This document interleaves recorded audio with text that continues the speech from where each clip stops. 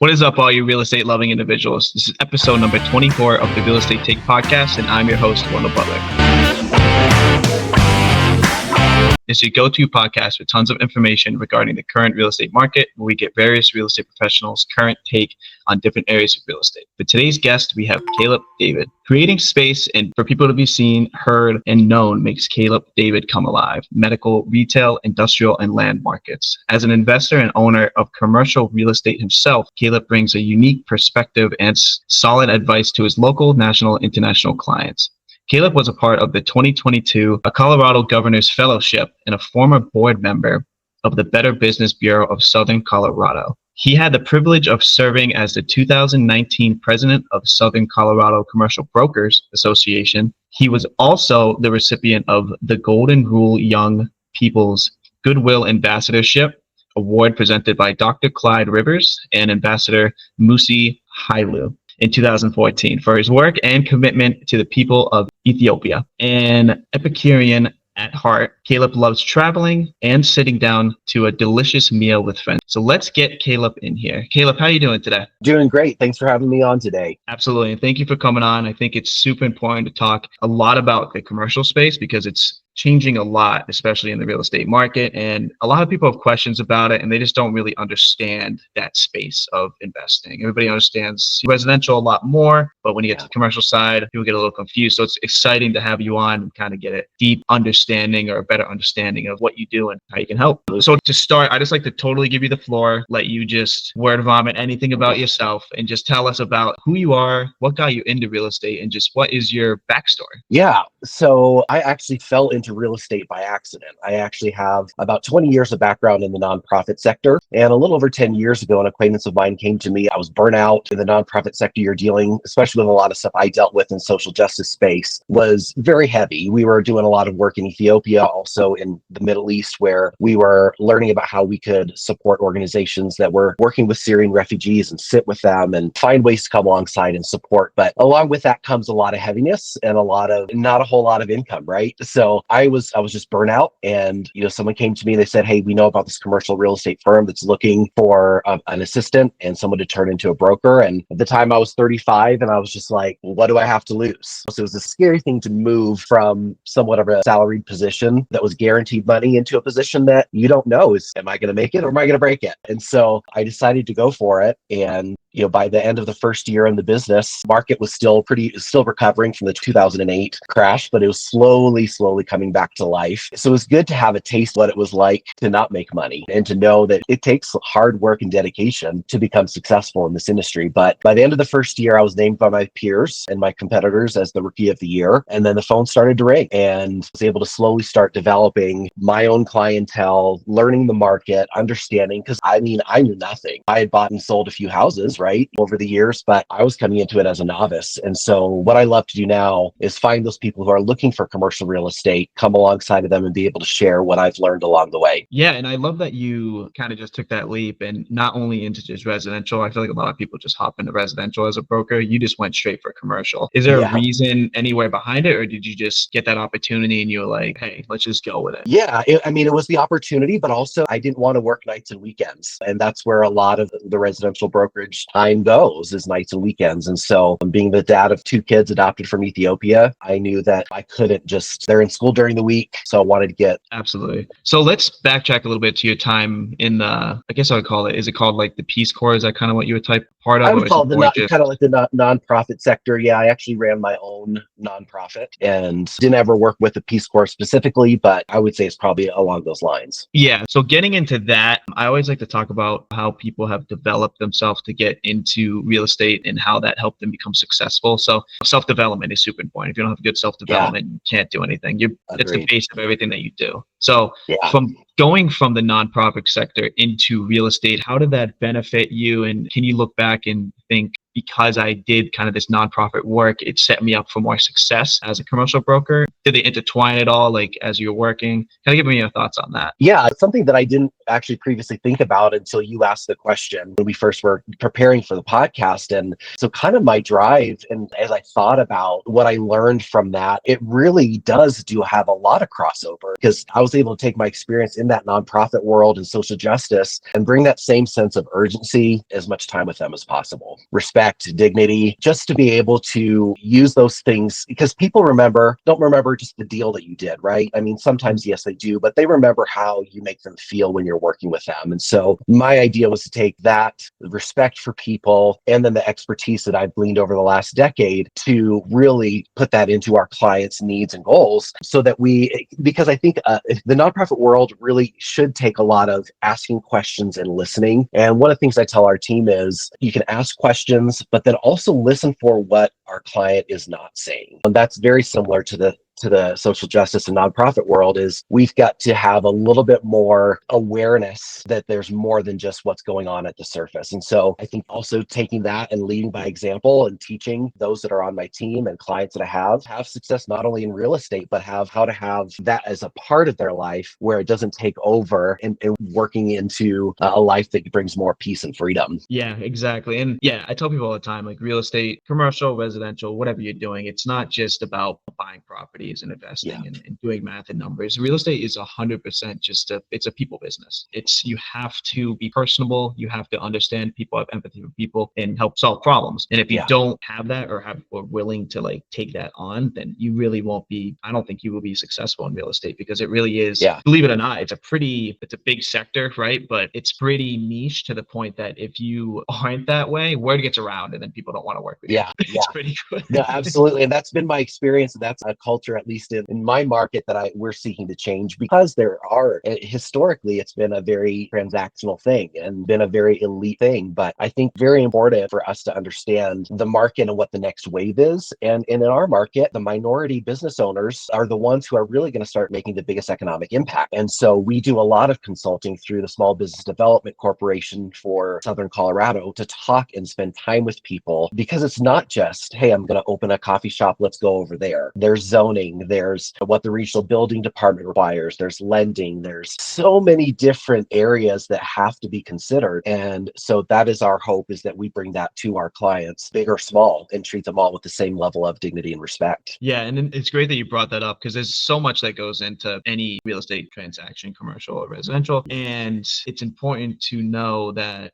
a broker that you work with isn't just someone that's selling you a house or helping buy a house. They're giving you the expertise to get you through that transaction, setting you up in the best case scenario possible for yourself to complete that transaction and benefit your business or benefit your investment, etc. And people feel like it was lost during COVID a bit, because there was such an influx of brokers that like came in because they're like, oh, real estate's hot, let me come in and just quickly invest money. And obviously, like, people did well during COVID, even if you weren't a good broker. But when it got back to this market where you have to be an expert, you have to really be creative and help your clients through with the process, a lot of those quick brokers that came on just for that kind of withered away, because it ended up being back to like the real world of how it really is. And I think now the market's getting back to, it's tough. I think this is one of the more tough markets. I mean, I'm 30 and this is the toughest market that I've ever dealt with. And it's the only market I've dealt with, unfortunately. Investing, but I guess it's good. But people are starting to realize like it's really important to have a good broker or a partnership to help facilitate those transactions and help you along the way, because it's an ever-changing market that you need. You need much more, I would say, hand-holding nowadays than usual. Absolutely. I would highly agree with that. And I think it's also evaluating for businesses, should I purchase or should I lease? And you have to look at the dynamics of both of those options to see what is the right fit and what are the right resources. And I think a good broker is very involved with their city, understanding zoning and planning, understanding all of the exterior and real estate adjacent industries, and then important for them to have good relationships to pull on that expertise as needed. It might be a real estate attorney, it could be an architect. There's so many things that go into a real estate transaction. So you really need a broker investor that is taking the time and understands and at least has the mindset of growth and learning. And if they don't know, have the humility and lack of ego to say, you know what, I don't know, but let me find out for you. And I think people appreciate that kind of honesty. Yeah, it's a lot more. I've noticed I've been transparent my whole life and very honest, but I think nowadays it's even more important because there was so much lack of that during COVID phase, and a lot of social media kind of doesn't really portray the correct stuff. So people are a little bit more hesitant now and a little less untrustworthy. Not like untrustworthy, but a lot of people have in the back of their mind, like, should I trust this person? So that humility and really being upfront and straightforward is super important, and not being afraid to say, don't know, but let me help you. And that actually will help you in the long run. People, absolutely. Don't really understand, but it definitely is beneficial to be that way. So to talk about where you're at, so you're in Southern Colorado, and just to touch base on kind of that market a little bit, what is like your take on your current market there, and then even like the national market, if you know much about that? Like, let's start with just the national market of commercial real estate. Let's start very broad, and then let's bring it down into where you are. What's kind of your take on the commercial atmosphere, like where it's kind of heading in relation to how are buildings being used commercially? Because maybe office spaces are being changed certain ways because not a lot of people go to office anymore. Maybe there's not as many more storefronts with certain stuff because they're switching over to doing more e-commerce or online selling. Kind of like, what's your take on that? What have you been seeing? So I think we're starting to post-election, wherever you land politically, elections always, for some reason, play into people's hesitancy. And so the last 18 to 24 months has, I think, across the board has been slower for across the board nationally. However, we are seeing that change. You touched on it. That whole office sector is starting to slowly transform.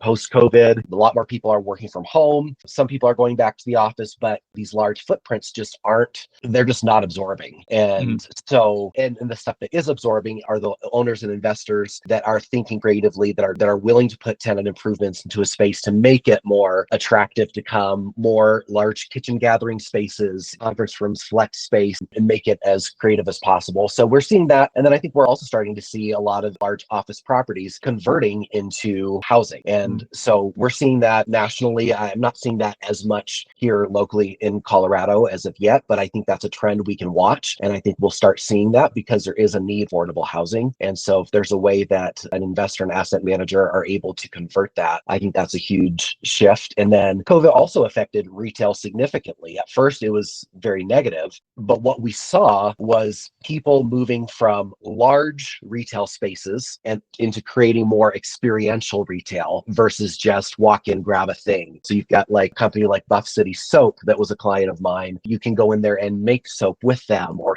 watch them doing the process. And so it's more of that experience. So they're taking smaller spaces, paying typically more per square foot, but then they also have a need for warehouse space. And so that has affected the industrial market significantly. So when I started in this business a little over 10 years ago, you could buy an industrial building for $40 a square foot. Now you're lucky to find something, even the older stuff, for less than $200 a square foot. Yeah. So it's a massive shift. And then we're also seeing that need for more of warehouse coming to the market. And then that all depends on how much land is available for that to be developed. And so then we're also seeing prices rise on the lease side of things as well, for retail as well as for industrial. But we are seeing, at least here in Colorado, about 3 years ago, it was the craziest market. I could put something on the market and have it under contract in a week. But interest rates have risen, and I've known for a while, I'm like, this pace is not sustainable. And knowing there needs to be a market correction to make it affordable for even small business to even have a play in skin in the game, and it hit hard, and that has affected our businesses. It's affected my business and how we operate, and having to get more creative in how we get deals done. But I think we are starting to see price corrections. So my hope is within the next 24 months, we see it stabilize a little bit more, and then see an increase in transactions. Yeah, because it seems, the price jump was insane the past 4 years. When it was like, it just didn't make sense. The transfer of wealth was just unreal. So going from like $40 square foot to like 200, you're kind of like, how are these businesses being able to, one, purchase these buildings or even lease out these buildings? Because if you're buying a building that's $200 a square foot, then you're leasing, when you lease it out, it's going to have to be Yeah, parallel with that, which increases the absolutely. leases substantially. So yeah, that is super interesting. So you got to then get creative to either manipulate the buildings that are already built to make them more Yeah, creative to be able to get the amount of like money or leases possible if you're an investor. And then as a business, you have to maybe, yeah, like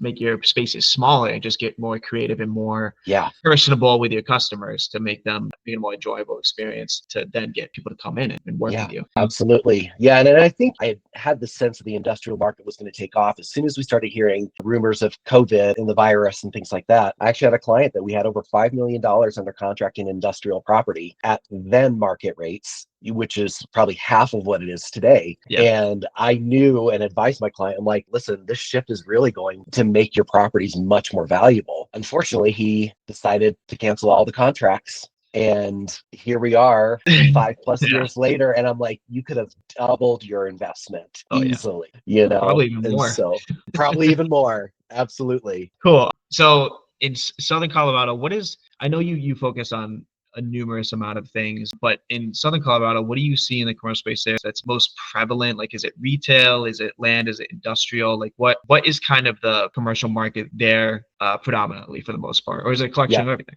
Yeah, I would say the most active parts of our market right now are definitely retail and industrial. Office is still a little bit slow. Unless you have 3,000 square feet or smaller, there's people in the market. However, there's a lack of inventory because that's what everybody's looking to downsize, right, over the last 5 years. So we've seen the prices go up for those sectors. And land right now, it's, what it comes down to for land is what's the zoning. I've got 4 parcels of land for sale in Fountain, Colorado, and unfortunately, they're very difficult to work with when it comes to zoning. And so they've got these very specific and restrictive zonings that are hindering the sale. Because I literally got an email this morning from someone, this 5 acres that they were super interested in, but because of the zoning, and we've tried to get it changed, try to work with the city, but they're not making changes. So we're seeing land sit on the market for a while. There's some parcels that we've had for 6+ years, honestly, and a lot of it comes down to the restrictions of the zoning. Do you think zoning is definitely a factor? It's a factor here in Charlotte. They actually they're much more flexible here in Charlotte. And I guess it's state by state and city by city. But do you see any changing coming up in where you are, where the city or towns are going to become more flexible in zoning because they understand that there's a need for it? Is there like, I guess, what you call it, lobbying going to like try to get it Yeah, changed? Like, what do you see there? Because there's a certain point where the city and the zoning laws are almost outdated because of the yeah, changes in the economy. So like they have to make some type of change, not drastic changes. Like you have yeah, to keep the certain, like,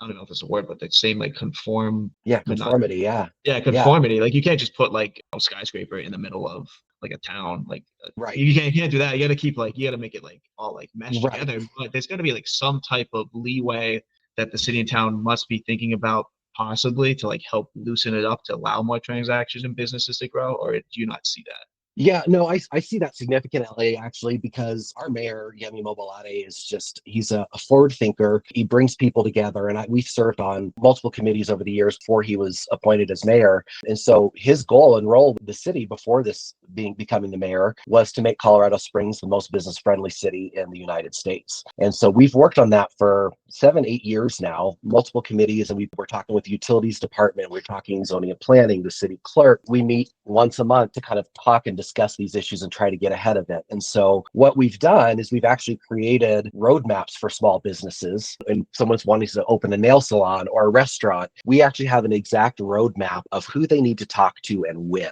And so there definitely is a huge drive with our current leadership to make it as business friendly as possible. However, the caveat is you've got the regional building department, which has their requirements. You've got zoning and planning that has theirs, and everybody has their own interpretation of what they think can and can't be done, right? It's not black and white. The city did go through a complete rezoning process over the last few years. So we hired a consultant that has done this before, and the goal was to make the zoning more flexible. So essentially, we've got a completely new zoning code as of June of 2023 that is still being implemented and changed to make mixed use more friendly, to make what was already there. Everything's grandfathered in, but then there's a little bit more flexibility. So there's a little bit more flexibility for additional housing units for residential and things like that. So there are some things there. It's still not without challenge. There's still a lot of challenge. because these are completely separate entities, but we've done a great job, I think, of working together. And I think really is an example of for many other cities out there that could learn from what we've walked through. Yeah, and I think it's important too, like zoning and the bylaws and all that stuff it's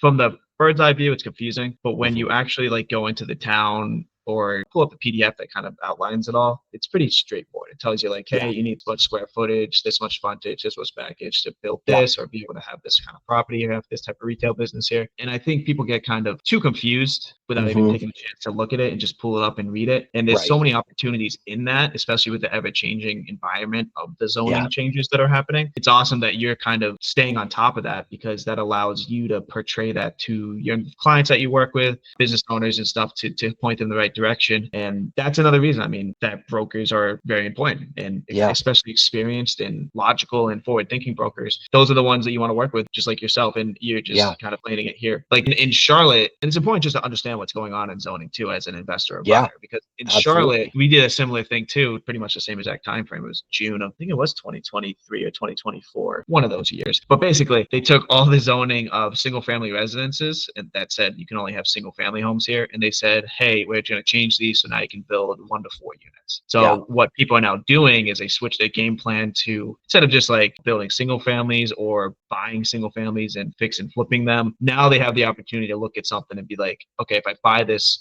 single family that's totally done or it's a piece of crap, instead of trying to rebuild it and fix and flip it, let's just demo it and build like a 4 family or a 3 family. And the reason they're doing that is because there's such an influx of movers and people coming here that they have to create more housing, or the opportunity to create more housing. So zoning and things like that, it's super important as an investor and just a business owner and just people that are in the space to stay on top of it, because it's always changing and it could benefit you. And especially if you stay on top of it and understand what's changing exactly. And I think hopefully this is helpful to someone out there, a business owner or investor that is maybe newer and they don't have the right team around them or the right broker. And I think it's super important to use this information that we're sharing right now to ask a broker a question when you're interviewing them. Check out their Google review, find out what people are saying about them. And I think it's so valuable, because the right broker makes all the difference and the wrong broker can make a big mess. And definitely someone who's proactive, who is actively educating themselves and very much involved in the community. Yeah.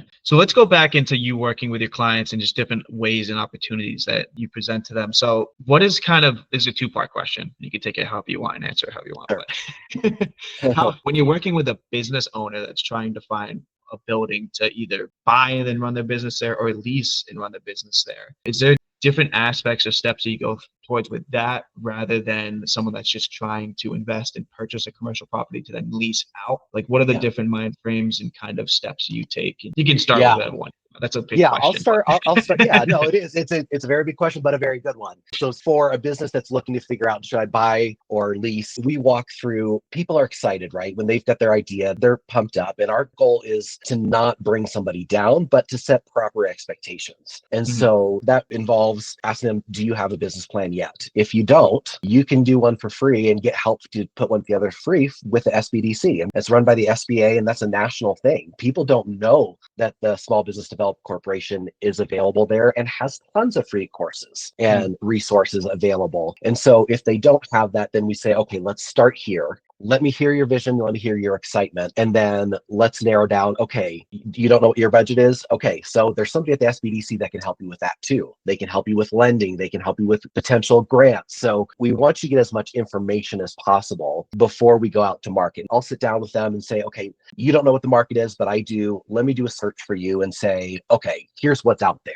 And then if you don't have a budget yet, you can take those numbers and plug them into your business plan to go through that. And then we kind of talk them through you got to consider zoning, the building department, all these other factors. And then once we kind of have a pretty good idea, they're close, then we'll go to the market and we'll start touring. An investor standpoint, it's very different than an owner user. So if you've got an owner user, they're going to spend more money per square foot on a property than an investor is, because the investor obviously needs their return on investment. So typically what we do is, at least in our current market, most of what I'm seeking for investor clients is off-market stuff, trying to target off-market stuff, because where the activity is in retail and industrial, the prices haven't corrected as much as office has, right? So it's a very different approach and it takes a lot more digging. Sometimes we even identify a property. We'll send a letter to the owner to see if they're interested in selling. Most of the time they don't respond, but every once in a while you hit it. So I think it's just a very different, very, very different mindset because the investor is looking long term. Not that a small business isn't, but they're thinking, okay, what's the safest thing for me to do right now? Whereas the investor is saying, what's the wisest financial decision I can make right now? And they typically have a little bit more experience and understand the market a little bit more to understand what their taste level is for certain properties. Yeah. So for business owners, do you usually recommend in this market, I guess it's case by case, but just from your experience lately, do you recommend that they actually purchase the building themselves and then lease it to themselves? Or do you find that leasing it from like whoever owns the building is better? Yeah, for Does it make a right difference? I now, guess. Yeah. I think it does make a difference, yes, because it comes down to what is their working capital? What will they get approved for? If they're a newer business, I typically recommend let's lease for the first 3 to 5 years, get established, get your name out there, and then when you have a little bit more cash flow, then take the time and purchase, and then buy the property in an LLC. And then you rent from your own LLC. And so, but in those cases, I always tell people I'm not a tax expert. So talk to your CPA and decide what to do from there. But I would say right now in the market, it's best for them to lease first, get established, and then look at purchasing down the road. Yeah. And cool thing about commercial real estate is when you set up those leasing agreements, when you set up those purchase and sale contracts, things like that, you can get super, super creative. You can almost add anything that you want in there, which is what gets really fun with commercial. In residential, it's pretty straightforward. It's like, I want to buy this for this much, and I need you to give me either like the sell credit back or blah, blah.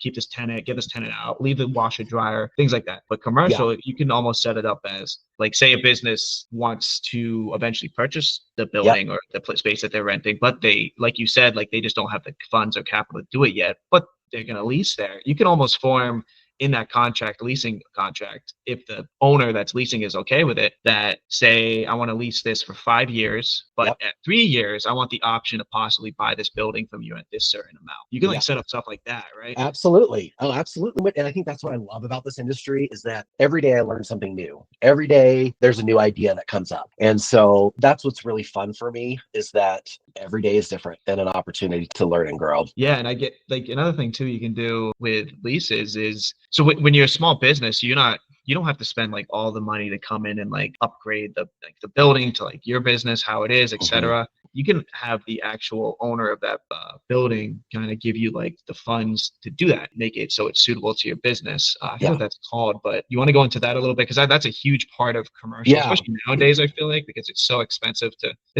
run a business, and it's really hard, especially to get started. The margins just aren't there. So I think property and commercial real estate owners know that they have to almost have more wiggle room to help set these businesses up for success, and they almost have to invest in those businesses themselves. In a way. And I think it depends. Yeah, it depends on the investor and the building owner. With construction costs still staying really, really high, we've not seen those adjust. Like, for example, it's definitely a case-by-case situation, but owners are starting to realize, hey, I need to at least show a little skin in the game. But from an owner's perspective, me being an investor myself in the past, I don't want to put in a client I'm working with right now. The rent is only $1,200 a month, but the tenant improvements that are needed are over $80,000. Well, a landlord can't put even half of that in because they won't even get that money back. Yeah. And it's a new business, right? So there's a lot of things and risk factors that have to be evaluated, but tenants need to understand they can get equipment loans. They can get different things. They don't necessarily have to have all the cash up front. So there's ways that it can be creative, come to an agreement. Every once in a while, we'll find a landlord that will say, okay, let me turnkey the space for you. But what typically happens is whatever money capital they put in, they're adding that into the rental rate. So they're getting that cost back over the term of 5 years or 3 years or whatever the lease terms are. So it's definitely not a black and white situation where an owner does tenant improvements or gets a tenant improvement allowance, but is very much case by case. And it's based on sometimes credit worthiness, how long you've been in business, how much cash do you have on hand personally, because that's something that I think most businesses need to understand is if you're going to sign a lease, you're typically going to have to sign a personal guarantee, which means you're going to have to show your personal financials, your tax returns, things like that before a landlord makes a decision on how much they're willing to put into your space to build it out. Yeah, and you try to set up a win-win situation for the property owner and then the business that's trying to lease as well, because I mean, the win for the property owner is usually usually you can lock in these leases for like 5, maybe even 10 years. So like, as long as the business is running good and nothing crazy happens, like you're pretty stable with that investment. And vice versa, the business owner that's leasing it out can have a space that's created exactly the way that they want it, and then have a lease agreement that is 10 years as well, but they know exactly what's going to happen. It's not going to change or fluctuate. So you can have like an agreement that, your rent, let's just use like $1,000 a month. Your rent starts at $1,000 a month, but the next year it's going to go up to $1,100. And then the next year it's going to go up to $1,200, because it's got to go with like the economy, inflation and stuff. Absolutely. So there's so many different ways you can creatively design these agreements, which is why you also need like a really good commercial broker to help you go through that, because there's so many different things that you might think about. Yeah, like having the option to renew your lease is important, and how that's negotiated is important. And what I typically do is on renewal options, I say, hey, it's either going to be the lower of existing annual escalations, or the lower of the two of what fair market rates are. So if you get to that 10-year mark and the market is way less and you're paying above market, the tenant should have the ability to match that and the opportunity to get the owner to agree to doing the lower of those two based on where the market is at. But people don't think about renewal options. They don't think about subleases and how, if you're subleasing from someone, how that affects them. They think it's just like, oh, I've got the space. Well, the problem is, as a subleasee, you have very few rights. So because one of my clients get kicked out of her space, lost all of her expensive equipment because she was subleasing from somebody that decided not to pay their rent. And all of her equipment that was in the space as being subleased became the property of the owner. So there's a lot of little things like that that people just don't think about. So that, again, goes back to the importance of having a great broker. Yeah, and there's another one that pops in my head is like, if you're, say, like a hair salon trying to like rent out a building, and the building owner has multiple units in that same space, you can formulate it to say, basically, I'm going to rent this out, but I don't want you to be able to rent out any of these other spaces to any other hair salons or any other competitors. Right. Because that's huge in your business, because you got to make sure that if you're renting out a space, the owner doesn't care. He's like, I just want to get paid. If you don't put in there, like, you can't, like, don't rent out a hair salon or whatever competitors next to me, they can just put in whatever, then that hurts your business. Absolutely. And so to have some sort of exclusivity in there is important. And most of the national companies out there have that a standard in their leases. But but a smart investor and asset owner is not going to do that, because you're cannibalizing both businesses. Now, if you have a hair nail salon and then you have a barber shop, well, you've got two different demographics. So for us to be able to advise our investors as we're leasing up for them, saying, hey, let's look at the tenant mix. What's missing here? Do we need a fitness group here? Well, let's trying to find somebody that will do fitness. What are businesses that feed off of each other and create some synergy within a center or a medical building, et cetera? Yeah, which is super cool. It's a team sport, because like everybody the owner wants the business to do well, so they can obviously pay their lease, and then the business want to do well so they can make money and pay the lease. Exactly. And then one more thing I wanted to go into in regards to kind of contracts and just how you set up stuff is, can you dive into, because this might be new to listeners, but the whole triple net lease and double net lease and single net, is that how it goes? Single, double, triple? No, the way, at least in our market, you've got gross leases, which are just all in. Like, this is what you pay every month, that's it. And then you've got a modified gross, which is you've got your monthly rent, but then you typically pay your utilities on top of that. And then what is most common, especially with investors, is a triple net lease, which basically covers taxes, insurance, and common area maintenance. So those are pass-through expenses, at least in the state of Colorado, that a landlord is not allowed to make money on, and in fact has to provide in the first quarter of each year, here's a reconciliation of where the money was spent. And those triple nets can go up or they can go down. They typically go up, not usually go down. But for example, if you've got more snow one year, you're spending more on snow removal. If you get more rain, then you're having to spend more on landscaping because you're having to mow more. So those are the three main types of leases that we run into, but triple net is probably the most common. Yeah, and triple net's beneficial to both parties because one, it makes the landlord he just knows exactly what he's getting a month because it's just whatever they're paying in the lease. He doesn't have to worry about any of the other stuff. He just worries about the roof of the building and certain things like that. And then the tenant knows exactly what's going to happen or what their expenses are because it's the lease, and then the taxes, and then et cetera, the utilities, and they can handle all that portion. So it's not like a weird, like you said, it's not a weird, like the landlord has to increase the pricing of their lease to cover the cost and vice versa. If there's like a tax increase, it makes it much more cohesive, I feel. Yeah, and it makes it easier to manage the property. Yeah, cool. Awesome. So that was a lot of information that we went over. Yeah. I mean, it's insane. Like commercial agreements and things like that. There's so much that goes into it. I mean, we only just touched the surface. And as you can see, it's pretty awesome. I would say the commercial real estate space is kind of like the Wild West in a way, because you can. Yeah, it is. You can. And also it's very different than someone who's on the MLS, right? Like there's rules and regulations. I tell clients all the time that they'll send me stuff and I'm like, that was sold 3 years ago. They're like, well, why is it still available online? Well, people need to understand, like, no one's forcing anybody to take properties up or down from the broker side, or a lot of times there's third-party listing platforms that take your information and push it out there on their platform. And then if they send you a referral, they want a referral fee, right? But they're not actively checking to see if properties are on or off the market. They're not coming to my website to see if it's still available. So it's the Wild West in that sense too, is that the information that you get online it can be very, very frustrating to a business person or a consumer. Yeah, no, yeah, it can for sure. Especially when you don't really know what you're looking at and you're like, what the heck's going on here? Exactly. Exactly.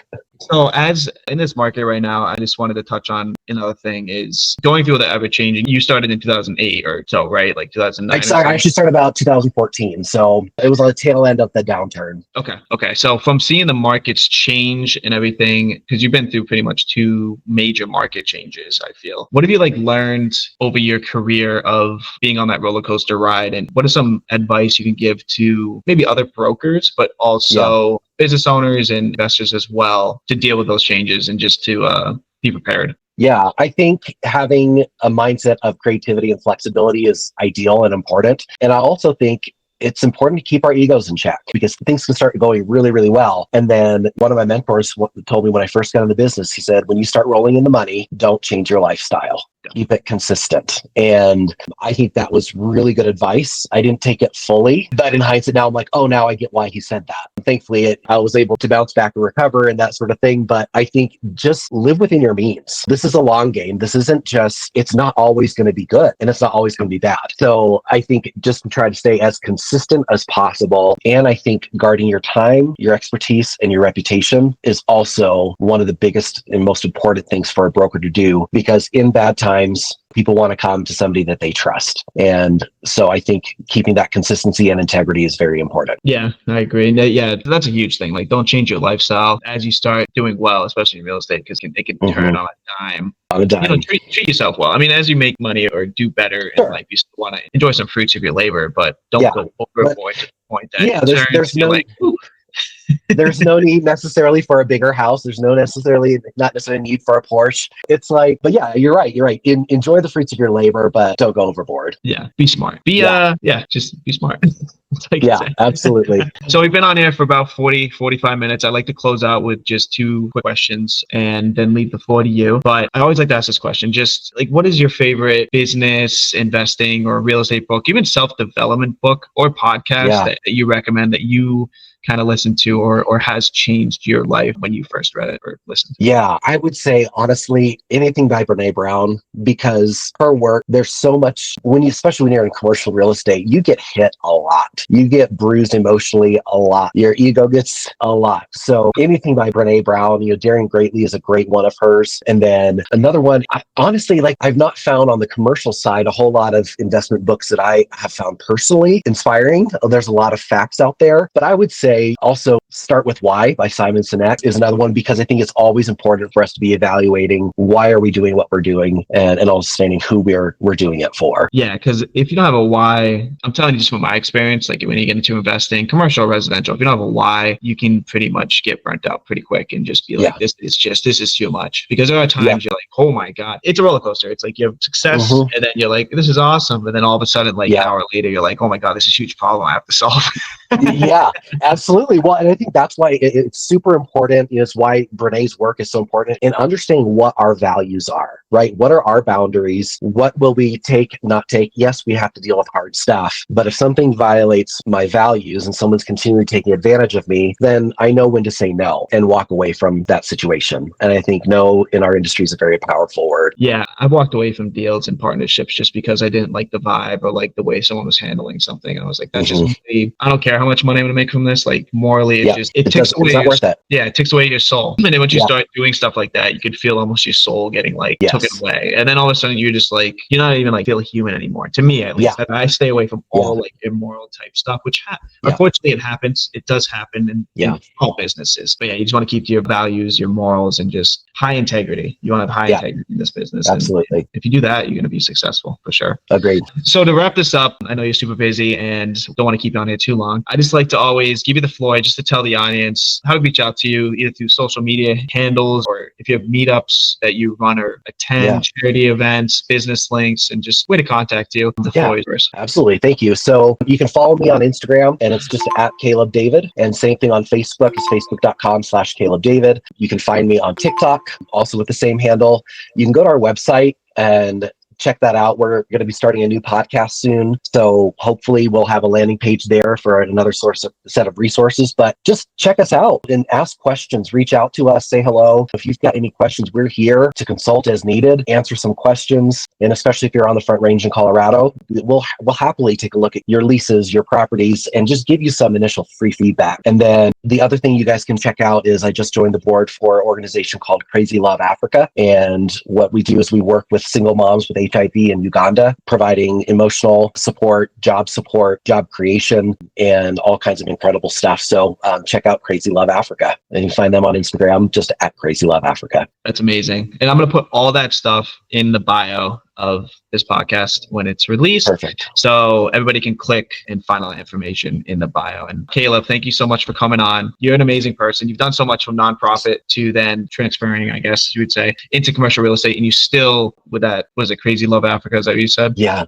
Yep. Yeah. Like with that's amazing that you still do that. I mean, it shows you have a good heart, good soul, and you're all about just giving back to people and helping for the better of the community. And those are the type of people you want to work with. So thank you. I'm excited to continue seeing what you do and keeping in touch. And I appreciate you for coming on and sharing your information. Thank you. Thanks for having me. All right. Thank you guys for listening.